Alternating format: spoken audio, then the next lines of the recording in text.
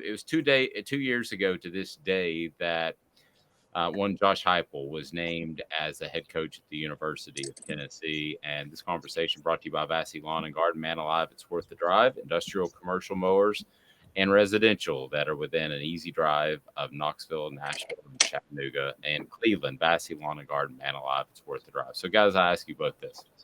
What was your initial reaction when Josh Heupel was hired 2 years ago today? Jarreau, you want to start? Oh yeah, I was disappointed.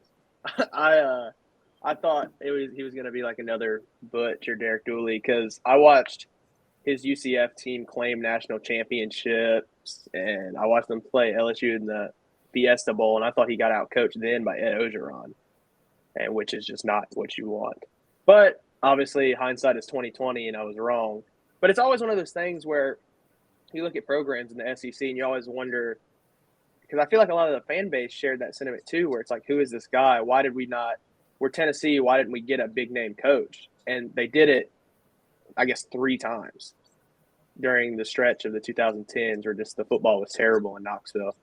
So obviously I was wrong, which is good for Tennessee football. But, I mean, he's really changed the trajectory of this program, and especially in a time where it's, I guess, easier to turn a program quickly.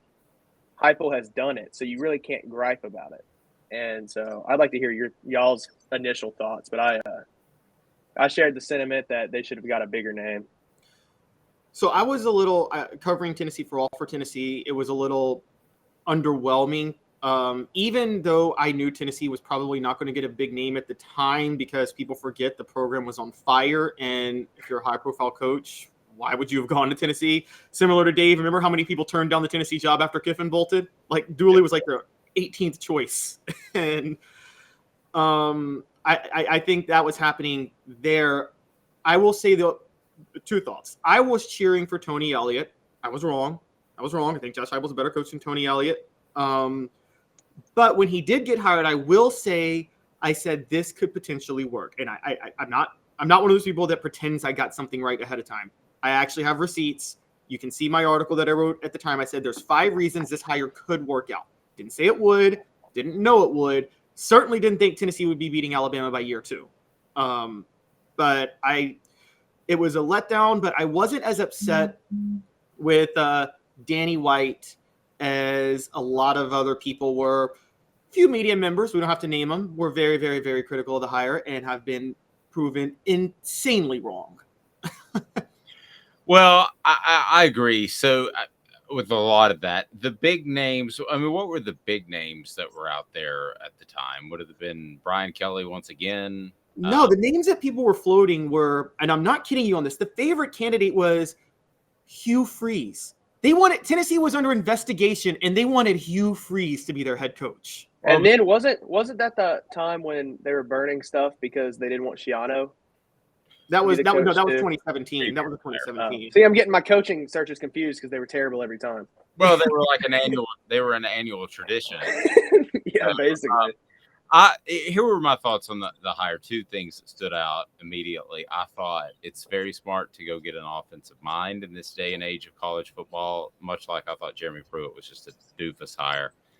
And for the opposite reason. And then the other thing, I thought he is not going to be able to recruit against the Sabans of the smarts of the world.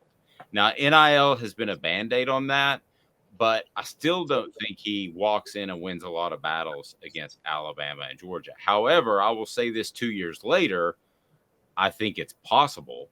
Had you asked me 2 years ago, I would have said he's never going to win those battles, ever, ever, ever.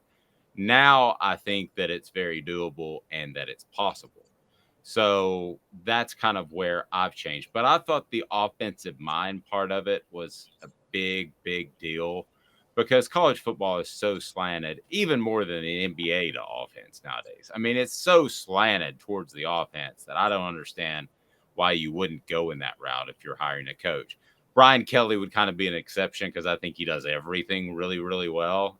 Calhoun and I both like Brian Kelly, but I didn't think he would be able to recruit, and I thought he would be very similar to Butch Jones in that he would get Tennessee to about 8 or 9 wins each and every season.